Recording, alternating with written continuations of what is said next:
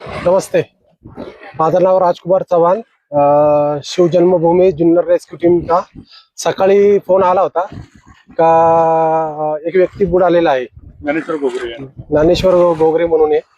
तर आम्हाला रात्रीच खबर लागली होती तशी, पण सकाळी जायचं हे निश्चित झालं होतं. सकाळपासून आम्ही 11 वाजता आम्ही ते स्पॉटला पोहोचलो.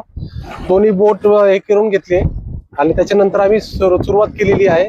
पहिले गळाने आम्ही चेक केलं, पण हाईट जास्त असल्यामुळं आणि वारा खूप असल्यामुळं लाटांचा प्रवाह जास्त असल्यामुळे आम्हाला बाहेर सारखं येतोय. काय अडचणी येतात तुम्हाला रेस्क्यू करताना? भरपूर हाईट आहे आणि नेमकं लोकेशन कळत नाही. तर नेमकं कुठे बुडाले हे अजून माहित नाही कोणाला.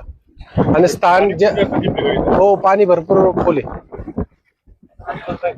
आता आपण कसं सुरू ठेवणार आहे? आम्ही गळ आणि साह्याने आम्ही चेक केलंय आणि भवरा तयार करतोय आम्ही, जेणेकरून ते भवरा तयार होऊन खालचं पाणी वरती फेकलं जातं. त्याच्यामुळे तो एक प्रकार अडकले असतील तर ते अडकले असतील तर वरती फेकणार. आमच्या रेस्क्यू टीम मध्ये किरण चावरे, लखन डाटरे, सागर चव्हाण आहे, आपदा मित्र आणि ओम बिडवाई आहे. रुपेश भाऊ येतात ते मागून. अजून